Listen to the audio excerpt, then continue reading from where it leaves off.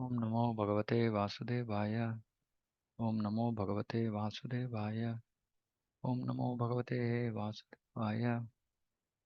Om Gnanatimirandasya Gnananjana Shalakaya Chakshurunmilitam Yena Tasmai Shri Gurave Namaha. Namo Vishnupadaya Krishna Preshthaya Bhutale Srimate Bhaktivedanta Swaminiti Namane. Namaste Saraswati Devi Gauravani Pracharine. Nirvishesha Shunyavadi Paschatya Deshatarine. Jai Shri Krishna Chaitanya Prabhu Nityananda. Shri Advaita Gadadhara Shivasadi Gaura Bhakta Hare Krishna, Krishna Krishna, Hare Hare, Hare Rama, Rama Rama, Hare Hare. Okay, so yesterday we discussed Ruchi, and that basically Ruchi also, um, Ruchi is a stage where one experiences extraordinary, unprecedented, unimaginable, golden bliss, which cannot be described. And so there are two types of Ruchi. So Ruchi basically means uh, Ruchi quickly produce great attachment to activities of bhakti. So there will be, we will, when we study this, we will understand Asakti and Ruchi, there is a difference. In Ruchi, there is taste for activities of bhakti, such as hearing and chanting. First, the taste is for activities of bhakti, and then mostly um, hearing and chanting vastly greater than attraction to anything else. And it doesn't result in even the least fatigue. So it produces great attachment to activities of bhakti, and in this there are two types. Um, One is where the taste is there when there is excellence of elements and when there is no excellence of elements. When there is excellence of taste, when there is excellence of elements has some impurity in the heart, meaning uh, we experience bliss when we hear kirtan sung by, in good raga thala etc., but not otherwise.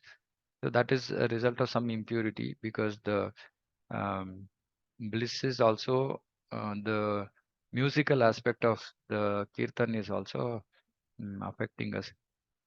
So that is a little bit of impurity. When the bliss is just a result of the nama, hearing the nama irrespective of the raga thala, that is ruchi, where it is does not depend on the excellence of elements. So we have to move from being dependent on excellence of elements to just experiencing that bliss in kirtan, irrespective of who is singing, how it is being sung. Having said that, it doesn't mean that we should sing badly, but that's not the criteria. Um, and then Sri Vishwanath Chakravarti Thakur talked about the mind and how we are giving up this nectar, and we are engaging ourselves in material things. And he describes how we should feel detestful. Dis- we should feel disgust. Sorry, we should feel disgust, mm, that we are not developed a taste.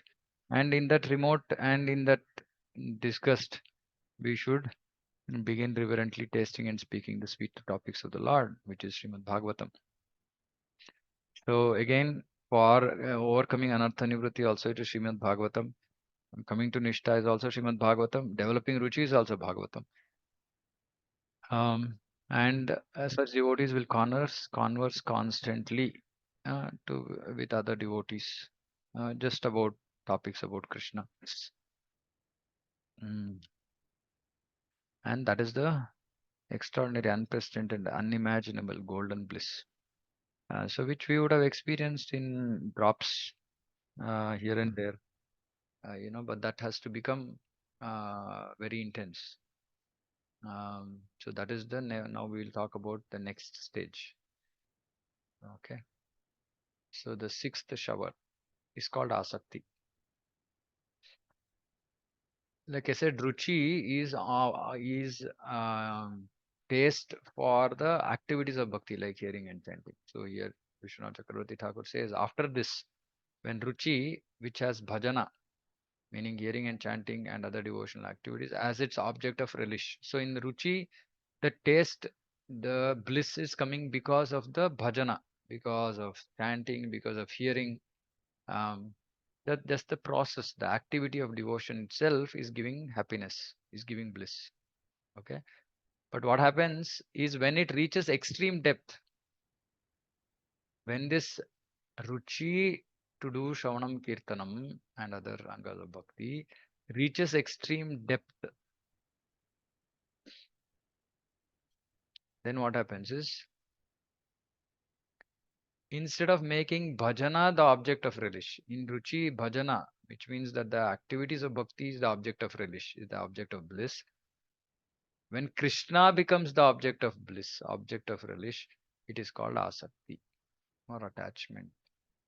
So the difference is ruchi is attachment to activities of bhakti and asakti is attachment to Krishna. Is that clear, the difference? In ruchi, there is not so much attachment to Krishna. The attachment is no more towards, like, for example, Kirtan. I like hearing Kirtan. Now, it has nothing to do with, I mean, Krishna is in the background somewhere, right? I just like hearing Kirtan. I have the taste to hear Kirtan. And that's all. That is Ruchi. I just have the taste to hear Bhagavatam, right? Yeah, like somebody is giving a good class, I like to hear. Now, these are all that depends on the excellence, etc., right? So, this taste, when it reaches extreme depth, now even in the stage of anartha nivritti, we will have a little taste. It's not like taste is zero, but little have a little taste, and it is anishtita, meaning once I'll have taste, another time I won't have taste, like this. It's not fixed. When we come to nishta, and this taste becomes fixed, and then when it reaches extreme depth, so then, so in anartha nivritti, ruchi will be there, but very sporadic and very shallow. When we come to nishtha, then ruchi will not remain sporadic, it will remain fixed, but still it will remain shallow, right? When the ruchi becomes deep, what happens is, instead of, I mean, now the attachment is not just for the hearing and chanting process, it is actually for Krishna. The attachment gets transferred from the bhajana to Krishna, from the devotional activity to Krishna. This is asakti. Is this clear?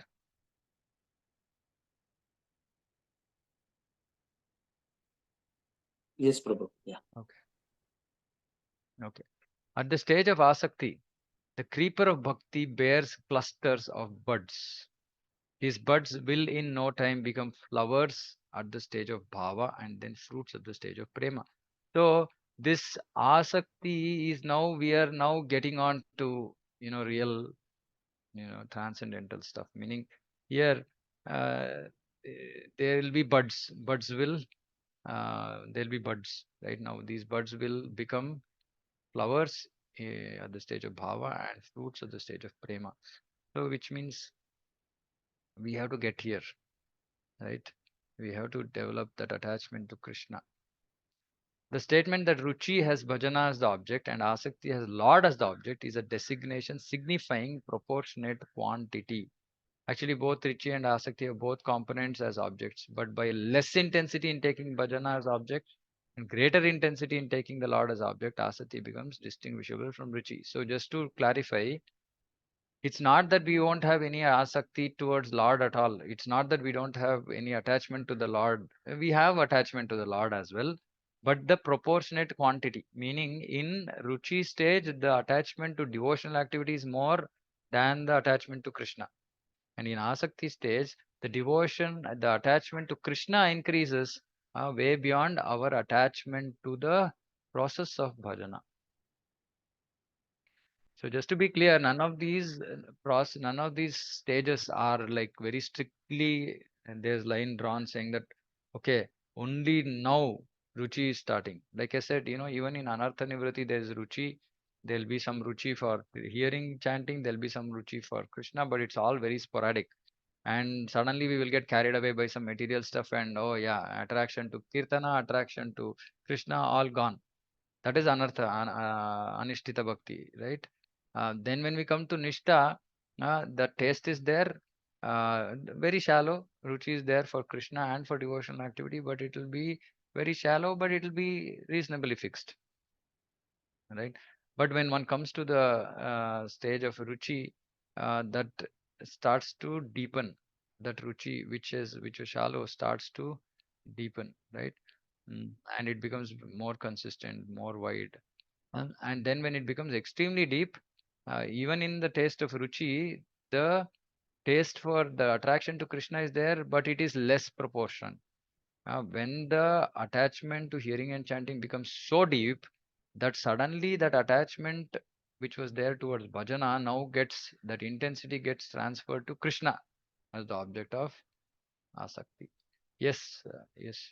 Oh, Hare Krishna, Prabhuji. Hare How Krishna. you how you how you feel like you from that stage you are going upper to you are now you are slowly attaching to Krishna. How you can feel that way? Or we can What feel, yeah. So see the what is the okay? What is the difference between attachment to bhajana and attachment to Krishna? First, we have to understand that attachment to bhajana is, like I said, I'm hearing kirtan, but when the names are sung, I'm not connecting it to Krishna so much, right? I just have taste for hearing kirtan.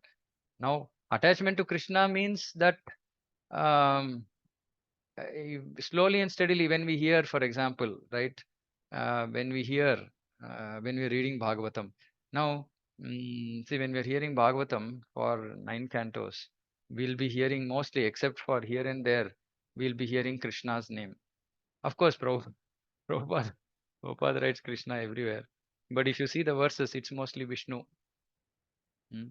And when we start coming closer to the 10th canto, end of ninth canto, Krishna, Krishna, the words Krishna, uh, and then when you hear Krishna, and then you feel like, wow, okay, this is, now we're going to hear about Krishna.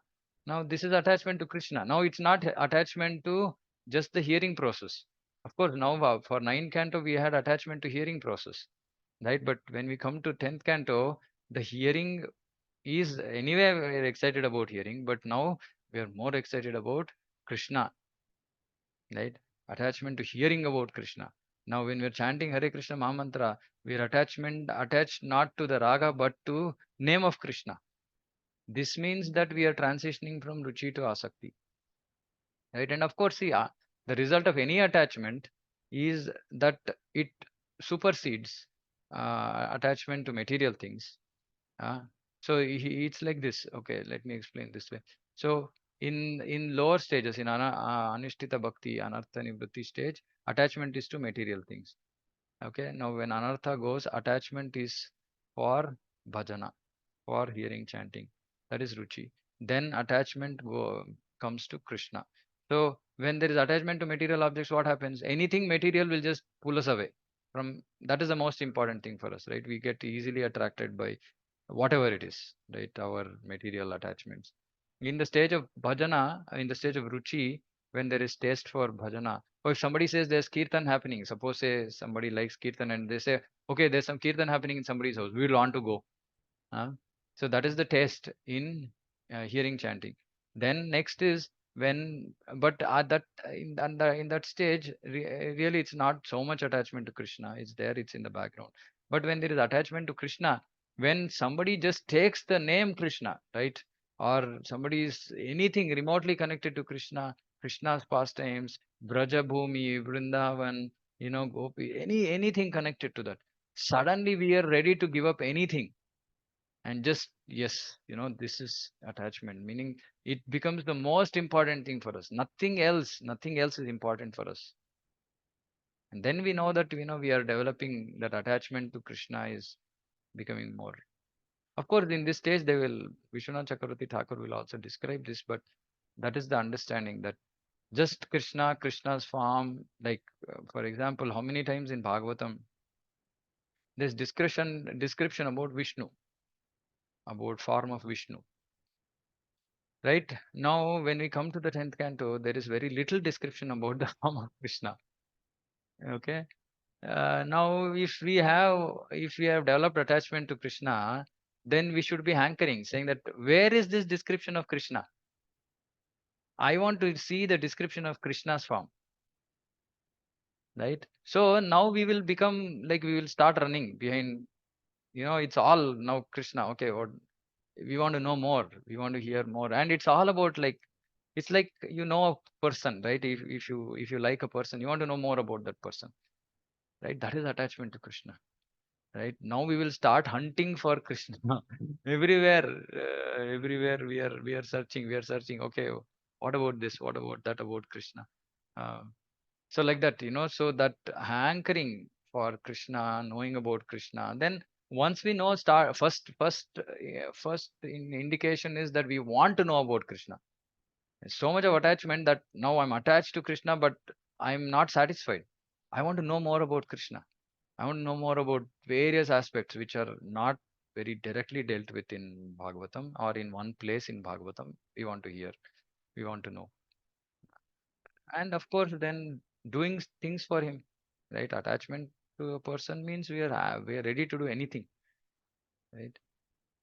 So, yeah, some of these can indicate that our attachment to Krishna is the object. Basically, Krishna is the object, right? We cannot just Krishna cannot go away from our heads, right? It's right. He's right there, right in front, not behind some kirtana or not behind some material object. He's right in front, and everything else now goes to the back end. Yeah, yeah, Vamshi Prabhu. Prabhu, with respect to this, an individual can also be in different stages of this, na? Like maybe Yeah, a yeah, that's what person I can said. be That's still what. in anartha as well as ruchi, and No, no, no, no, some. no, no, no, no. Not we don't call that ruchi. That's what I explained, right? So when we are in anartha nivritti stage, there are anarthas. Anarthas are the predominant things there, right? Now there will be some little taste. Just 1 second.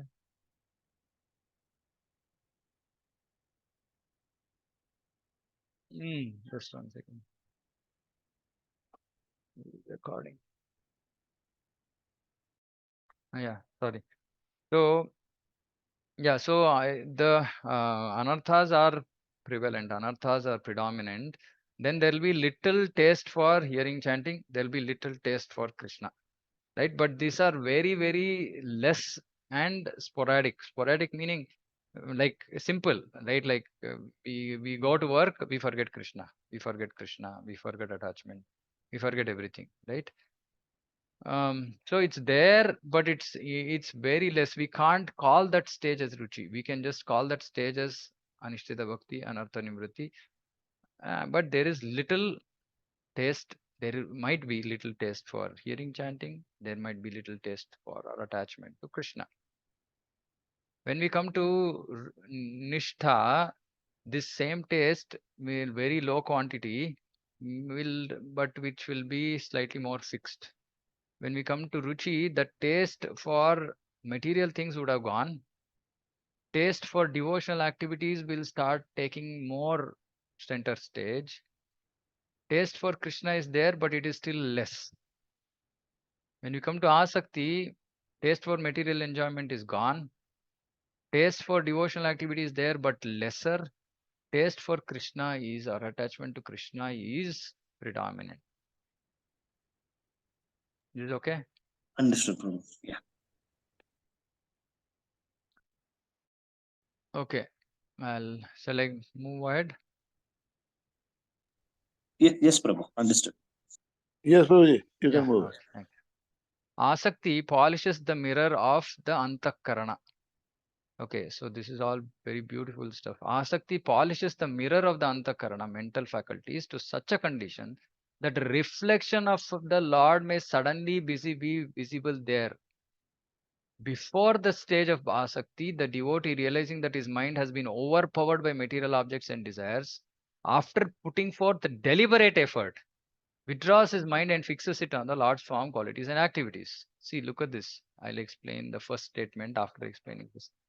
So, before the stage of Asakti, like Ruchi, Nishta, all other stages, what happens is we are trying to concentrate on Krishna's Nama, right? When we are chanting. But what happens? Mind has been overpowered by material objects and desires. So suddenly mind goes into some material thought. What happens then? What should be done?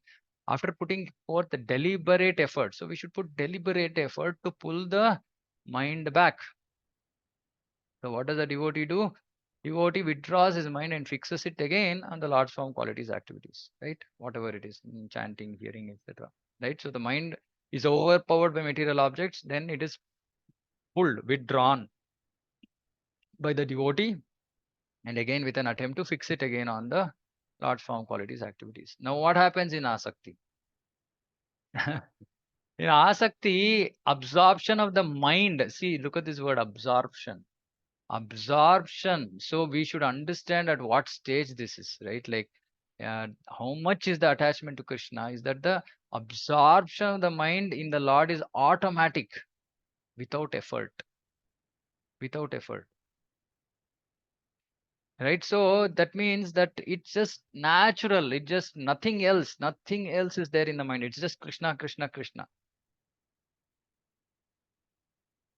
So that is why it is being said here, saying that Asakti polishes the mirror such a condition that reflection of the Lord may suddenly be visible there. There's a reflection of the Lord, meaning He's always there. But it is said it's like a reflection of the Lord because the Lord is not yet present, because Lord will be present only in the stage of prema. So reflection of the Lord may suddenly be visible there. So nothing else is visible. No other material objects, material desires is visible in the mind. It's just Krishna, right? A devotee, even at the stage of Nishtha, cannot discover how his mind sometimes withdraws from the Lord and fixes itself on material affairs, right? Even in Nishtha also, right? Not Anartha Nivruti stage. Even in Nishtha, mind, we are trying to hear the Nama, suddenly it withdraws and fixes itself on material affairs. The quality of attachment such that the mind sometimes withdraws from material topics and absorbs itself in topics of the Lord is not seen in one who has not attained the stage of bhakti. See what happens in the stage of bhakti? This reversal happens. See, this is what we should understand. We should just imagine this, right? You're thinking about a material thing and suddenly your mind switches off and starts thinking about Krishna. I mean, this is unimaginable, for our current state. I mean, when I read this first, I felt like, oh my God, I mean, can I experience this stage where I'm thinking about something material and my mind just switches off and just wants to think about Krishna? What a This is, however, the characteristic of the devotee who has attained the stage of asakti. So simply mind switches off from material things. Material things are just not important for this devotee in the stage of asakti. It's just Krishna, Krishna, Krishna. It's not even kirtana. It's not even hearing. It's not about, okay, I'm hearing Bhagavatam. No, he wants to hear just about Krishna. Of course, it's not that he's going to reject hearing Bhagavatam, right? But the object of attraction is Krishna. Of course, Bhagavatam, rest of Bhagavatam is also Krishna, but not Krishna, right? Like that. But here, like we just switch off from material objects, just material topics. Nothing material is important. It's just Krishna. That's all. And how does this devotee behave? Mm. Early in the morning, seeing another devotee coming from somewhere, he will begin talking. You have a salagrama shila in a nice case hanging from your neck. Your tongue is quivering every moment from tasting the nectar of Krishna's name as you chant softly. Seeing you like this, I am most unfortunate. Feel overwhelming joy. Tell me why you are doing these activities and what holy places you have visited. Describe all the great saintly souls you have met. making yourself another successful. In this way, he will spend some time drinking nectar in the intimate conversation.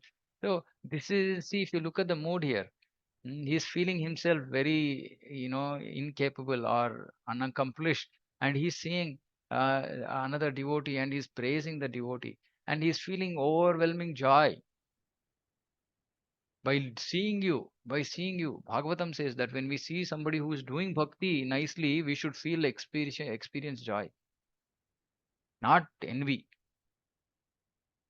So he is having in intimate conversation. Then going elsewhere, he will say to another person, by the extraordinary fortune of having that attractive book under your arm, I can guess that you are very learned. Please explain just one verse of the 10th canto. See, he cannot take out his mind away from Krishna and bring to life the Chataka birds of my ears by that sweet shower of your explanation. Hearing the explanation, his body hairs will stand on end. So there is no prajalpa, right? He met a devotee, there's no prajalpa, right? He saw another devotee, he looked like he has a book, so he's learned person. Okay, can you describe something from 10th canto? And the devotee describes, and then his hairs are standing on end. Going elsewhere, he will say, oh, just today my life will be successful. For this gathering of devotees will immediately destroy all my sins. Thinking in this way with humility, he will pay repeated obeisances on the earth. Being honored with affection by the most learned and advanced devotee, the crown jewel of the assembly, he will sit before him in a humble, crouched posture and beg from him with tears in his eyes, oh Master, you are the remedy for the material disease afflicting the three worlds. I am the most fallen and depraved person. Please diagnose my malady and advise me what medicine and food to take. By that miracle drug, restore me to proper health. Overjoyed by with the devotee's glance of mercy and his trickling nectar of sweet words, he will stay for some time and to serve his lotus feet. Humility is just pouring forth, right? And then he's just overjoyed with just the devotee's glance of mercy and his trickling nectar of sweet words. He will stay for some time to serve his lotus feet. So his mood is completely absorbed in Krishna. He's seeing everybody is more advanced than him. He's asking them to, shower mercy, give their mercy. Speaking about Krishna, again, some gathering congregation of devotees. He's asking the, advanced. There's a advanced learned devotee who's the crown jewel of the assembly, basically person sitting on the Vyasasana. Then he's, falling at his feet and saying, can you please remedy my, melody, my disease? And he's overjoyed by just by looking at the devotee and his trickling nectar of sweet words. Sometimes wandering by a lake or in the forest, observing the natural movements of the animals and birds, he will intuitively interpret them as signs of Krishna's mercy or punishment upon himself. If Krishna is showing his mercy to me, then let the antelope in the distance will come towards me 3 or 4 steps. If he's not showing mercy, the antelope will turn away. Now, everywhere it's just about he is seeing signs of Krishna's mercy or punishment. Maybe Krishna doesn't like me. Seeing small boys playing on the outskirts of a village, he will be reminded of the children saints called the Kumaras and will inquire from them, will I see Rajendra Kumara? No. Hearing that simple syllable, he will deliberate on whether to take the answer at face value or seek a deeper meaning. Remaining in his house like a miserly merchant, greedy for treasure with a worn face, he will become absorbed in thought all day while dreaming, standing and sitting. Where will I go to get my treasure? What should I do to attain? By what means will I get my hands on my desired object? When asked what is the matter by friends, he will remain silent and sometimes hide his feelings. His friends will apologize. He was all right before, but now his intelligence has become covered. The followers of Vedanta will conclude that he is an idiot by birth. The followers of Vedic ritual will consider him fallen from purity. The non devotees will say he has amassed some great treasure, and the offenders will say he is pretending. In this way, others will judge him. But the devotee, far from considerations of respect and disrespect, having fallen into the current of the great celestial river of attachment to the Lord, will simply continue his attempts to come closer to the Lord. What a beautiful. I mean, can we just imagine this? Can we just imagine this? There's nothing else. There's literally nothing else. It's just Krishna, Krishna, Krishna everywhere. And just that, feeling of humility, feeling of not, how do I get there? How do I get, like this? Where will I go to get my treasure? How do I get? What should I do? This is all that is troubling the devotee, and he's seeking anybody qualified. He's seeking. He wants to know. Please, please, can you help me? Can you help me? This yearning, this intense desire to achieve Krishna. What should I do? Is Krishna looking at me? Am I doing something? Am I doing something right? Am I doing something wrong? Is Krishna pleased? Maybe he's not pleased. What can I do to please him? How can I get Krishna? What else should I do to make progress? This is all that is troubling the devotee 24/7.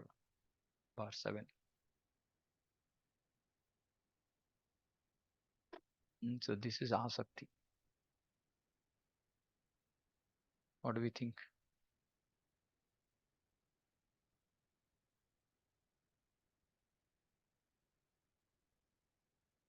Hmm? We are speechless. Hare Krishna, Prabhu. Hare Krishna. Prabhu, so is it what however it is like we have to pass through all this and reach Bhava Prema to Next reach stage is Bhava. Golok? Next Yeah, stage is Prabhu. Bhava. Next stage Uh, after Asakti is Bhava. yeah, Prabhu. So what my question is, so we have to reach through all this. We have to practice. Then only we can reach Yeah, Goloka, Prabhu. yeah, yeah. So like I'm not sure myself. I may not be able to reach all this. So then there is no chance. Yeah, I mean, if we don't reach these stages, then there is no chance. No, because this is a step. These are all steps, right? Like Anartha Nivritti, then next step is Nishta, then after that is Uh, Ruchi, then after that is Asakti, after that is Bhava, after that is Prema, then we will go to Krishna. So I maybe said this before also multiple times. Please yeah. don't think that we are powerful enough to be qualified or disqualified for this. As in, we are just very minute, insignificant souls. Okay.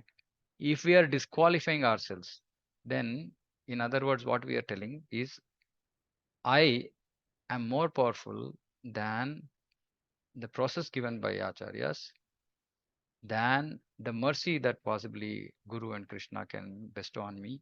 I am more powerful. My qualification or disqualification is more powerful than their mercy. I used to be in this stage and I just used to call it false ego. Right? False ego, that I'm thinking that I am, it might seem like humility, but it's not humility. Right? It's false ego not recognizing the mercy, the potential of mercy of Guru and Krishna. We are underestimating it and we are overestimating our own anarthas, our own disqualification. See, it's okay to be humble, thinking that I am not making progress.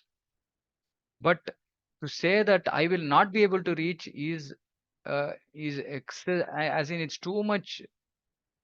We are thinking only about ourselves. We are not thinking about the process. We are not thinking about the mercy. We are not thinking about acharyas. All that is expected out of us is sincerity and seriousness. That's all. Nobody is asking us to become some great person. How difficult is it for any of us to become sincere and serious? Right? Yeah, If we yeah, just Prabhu. simply become sincere and serious and follow the instructions given by our acharyas, Mm. surrender ourselves to Guru and Vaishnavas, we will automatically reach this. Rasana Prabhu, it's like a auto button. It's like nothing. I mean, we don't have to do anything else. We will just simply move forward. Okay.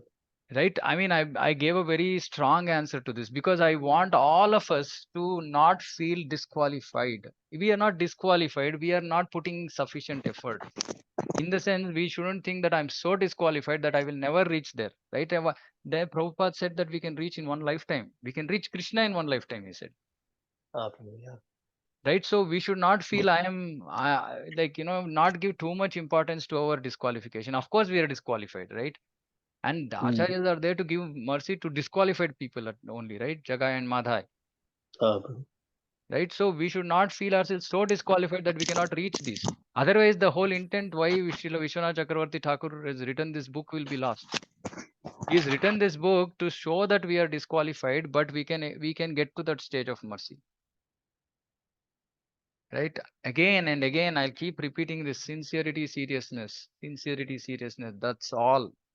Just simply we should stick to the process, not concoct something, not create something of our own.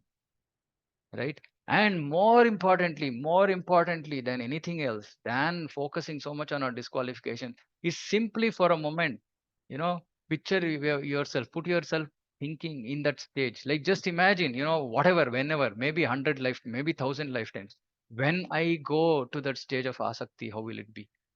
Just simply for a moment, we should just picturize ourselves in that situation, right? When we are doing something and then just switched off, material things gone from the head, right? And it's Krishna, Krishna, Krishna, and we are seeing everywhere. We are seeing, oh, he's more advanced. They are more advanced. How do I get there? What should I do? How do I get Krishna? Is Krishna pleased with me? Is Krishna not pleased with me? And it's just nothing else. Just this one thought. I want to get there. I want to get there. I want to get there. That's all that is required. Right? That yearning to get to Krishna, if it is there, then all our disqualification will get destroyed. Nothing will stand. Nothing will stand. Because bhakti is so powerful. Bhakti is so powerful. We are nothing. Our disqualification, our anarthas is nothing in front of bhakti. Because bhakti is Krishna's energy, eternal energy. Radharani. Right? So we should just, when we read this book, forget about our current situation. Just put it in the back end somewhere. And just like I always say, whenever we are hearing some pastimes, we should just forget about ourselves. We should go into samadhi and hear, right? And feel that I am there somewhere. So just imagine that you're there, and you're seeing this devotee who is experiencing this. And you don't, it's natural for all of us. We'll feel, can I also experience this? Can I also get here? That's all that is required. And with that little inspiration, little drive, saying that I want to work hard now to achieve this. I want to get here. If that single thought can arise in our mind, we will make progress. We will make progress. Right? That's what I meant, saying that we should not be so focused on our disqualification. Of course, we are disqualified, but we should look up, saying that if this was not possible for a jiva, why would our acharya say it? So it's absolutely possible. Yes, I'm insignificant, I'm useless, worthless, which is good. In the feeling of humility, can I put effort? But if I am just feeling, that I'm not qualified, but I don't have the desire to achieve that, and if I don't have sincerity, seriousness, then I will not get anywhere. That is very clear. So I am disqualified, but I absolutely want it. I don't care whether I'm qualified or not. I want to reach that stage. And I'm going to sincerely, seriously put effort. This is all that is required.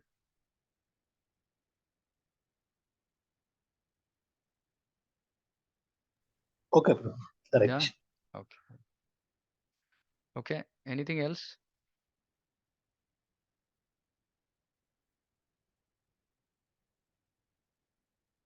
Is this exciting enough? Is it inspiring enough?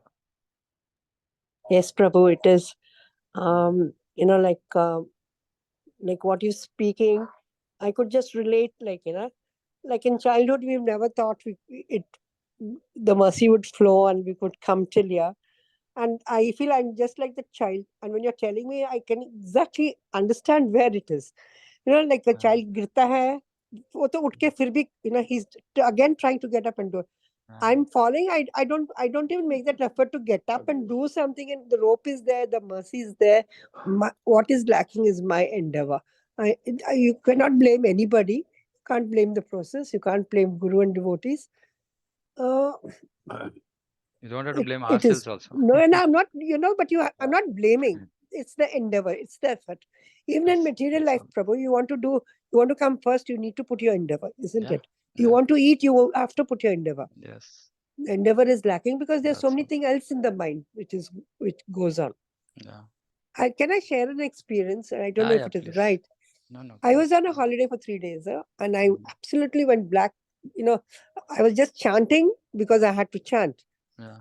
All of a sudden, I was at a resort which was only for the you. Then Krishna kitna acha banaya. See the beauty of Krishna. See Yeah, just now when you yeah, were saying, yeah. I mean, for that 10-15 minutes, I could not get off the eyes and I saying, see the colors even in the foliage. See Yeah, the mountain, this yeah, thing. yeah. But the material pangs Maya is so strong. I was blank for 3 days, Prabhu. I'm ashamed to Yeah. tell you this, but Yeah. this is a fact. Yeah, yeah, yeah. Though, so that sporadically we are seeing Krishna here and there, right? Yes, Sporadically we see it that. was So when that the has to mountains become. came. Yes, Yeah, landscapes came and the mountains came, yeah. and I said, इतना सुंदर भी हो सकता है, फिर कृष्ण लोग कैसे होएगा? ये इतना सुंदर भी Yeah. हो सकता है, कृष्ण कैसे Yes. होएगा? Yeah. And the Yeah. and the beauty, the women. I'm sorry, the women. The beauty. They are very beautiful. So Yeah. एक दो दफा जब मेरी Yeah. आंखें pop up हुए, I said, how will Radha Rani be, man?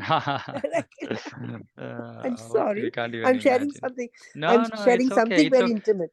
No, this is how we have to see that yearning for Krishna should come in all walks of our life, right? Just that, and when this becomes more, like for example, what do you do when you see a bumblebee? When you see a bee, You what should remember come Radha, to your mind? Yeah, you Radha should Rani, the simply gopis. Brahmaragit, right? You should just Yeah. immediately our mind should jump to it. So I'm saying that, and how will all this happen? How will I even know that if I see a humble bumblebee, I have to think about Radharani? I should have heard. And that is the reason why there is so much emphasis on Shravanam and Kirtanam. Right? If you're doing quality Shravanam Kirtanam, these things will just get stuck in our head. Right? And when we are seeing something, when you're hearing something, suddenly, from background, chuck, it'll come to the forefront. And when that happens so intensely that we cannot think about anything else, but where can I get him? How do I get him? What should I do? How do I make progress? If this is the only question which is stuck in our minds, then we are going to make progress. We are going to get there. Right? But this is nothing. This is nothing. I'm saying just hear what is there in Bhava and Prema. You'll just fall off your chair.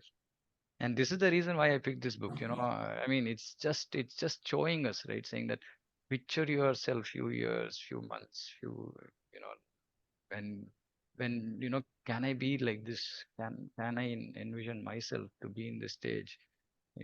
Crazily just running around everywhere, just saying, how can I, where is Krishna? How can I get to him? And not externally, right? Internally, not externally. We don't have to go into externally, right? But internally, everything, whatever we are doing, what do I do? How do I do? I don't feel I'm making progress. What can I do? Talk to devotees, ask their guidance, put efforts. Yeah, it's just like, yeah, and it's just so inspiring. Okay. Yes, Prabhu.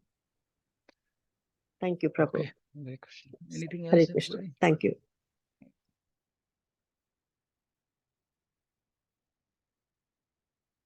Okay, we'll stop here. Let everybody soak, in the possibility in the future of our own bhakti lives when we can get to this stage and beyond. Jagat Guru Srila Prabhupada ki jai, Vancha Kalpatarubhyascha Kripas. Manoj,